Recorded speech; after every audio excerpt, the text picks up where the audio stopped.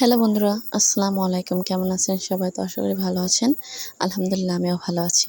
তো আজকে আমি আপনাদের সাথে শেয়ার করব কেটে যাওয়া দুধে কীভাবে আমি ছানা মিষ্টি তৈরি করি। কালকে রাতে হয়েছে কি 2 লিটার দুধ থেকে আমি 1 পোখানি দুধ জাল করেছিলাম। বাকিটা ফ্রিজে রাখতে ভুলে গেছিলাম।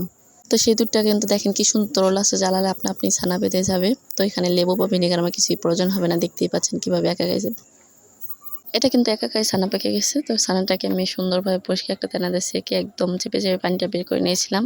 তারপরে হচ্ছে হাত দিয়ে ছানাটাকে সুন্দরভাবে একটু ছাড়িয়ে নিচ্ছি। ছাড়িয়ে এখানে আমি একটু মিঠাই অ্যাড করছি। এখানে একটু চিনি অ্যাড করছি।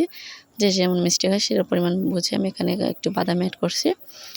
তো এখানে আমি কাজু বাদাম অ্যাড করছিলাম। এটাকে এখন সুন্দরভাবে মিডিয়াম লো আছে জালটা করে এটাকে অনবরত নাড়তেই থাকবো। এটা কিন্তু একদম দলাটা ভেঙে যাবে। দেখতেই পাচ্ছেন এটা কিন্তু একটু সময় নিয়ে করতে হবে, একদম লো আঁচে করতে হবে। এটা এভাবে করে আমি চেপে দিচ্ছিলাম। এখানে একটু গুঁড়ো দুধ অ্যাড করলাম, যেহেতু গুঁড়ো দুধটা দিলে স্মেলটা সুন্দর আসবে। এখানে আমি 2 চামচ ময়দা গুলিয়ে রেখেছিলাম।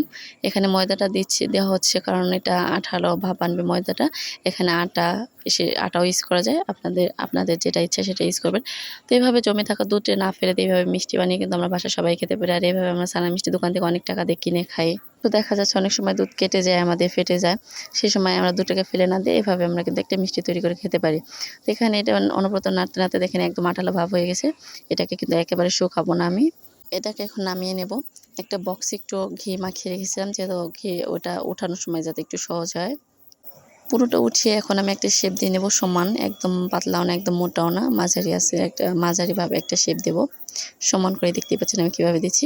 এটাকে আমি 1 ঘন্টার জন্য এখন ফ্রিজে রেখে দেবো ঠান্ডা হওয়ার জন্য। তারপর 1 ঘন্টা পর ফিরে আসবো। দেখিয়ে দিই 1 ঘন্টা পর কেমন। পরে এই যে আমি 1 ঘন্টা পর ফিরে আসলাম বন্ধুরা, দেখেন। এখন এটাকে আমি একটু শেপ দিয়ে নেবো, হাত দিয়ে দেখিয়ে নিচ্ছি। চেপে হাতে কিন্তু লেগে উঠে আসছে না। এটাকে এখন সুন্দরভাবে আমি কাঁচির সাহায্যে সুন্দর শেপ দিয়ে নেব। এটাকে অনেক রকমের শেপ দেওয়া যায়। তো আপনাদের বোঝার ক্ষেত্রে আমি কিন্তু 3 কোণা, 4 কোণা, গোল আকারে অনেক রকমের শেপ করেছি। তো শেপগুলো আমি তাড়াহুড়ো করাতে আমার শেপগুলো সুন্দর হয় না। শেপগুলো দেওয়ার সময় একটু আস্তে করবেন। তো এখানে আমি একটু কিশমিশ দিয়ে সাজিয়ে নিয়েছিলাম। এখানে বাদাম দিয়ে সাজানো যায় যে যেরকম চায়। তো এখানে দেখেন আমার সাজানো হয়ে গেছে। কি সুন্দর মিষ্টি না? এই মিষ্টিগুলো আমি দোকান থেকে কত টাকা দিয়ে কিনে খাই।